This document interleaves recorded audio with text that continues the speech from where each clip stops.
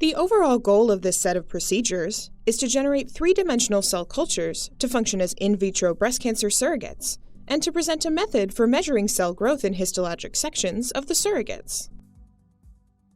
Three-dimensional cell culture is a more physiologically relevant method of modeling cell behavior in vitro than is two-dimensional cell culture.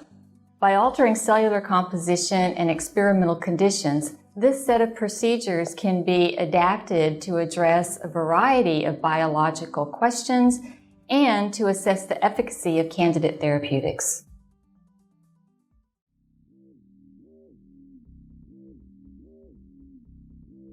To incorporate the cells into the ECM, on ice, add the cells and the first 4 related components listed in Table 1 in the accompanying manuscript into a 2 ml microcentrifuge tube. Next, gently mix them by pipetting and avoid forming any bubbles. Monitor the pH level using the phenol red in the 10x DMEM to make sure that the mixture shows an orange-pink color, indicating a pH of 7. If the mixture appears yellow and the pH is too low, slowly add 7.5% sodium bicarbonate 1 drop at a time until the appropriate color is reached. Remember to keep the mixture on ice and work quickly to prevent premature ECM polymerization.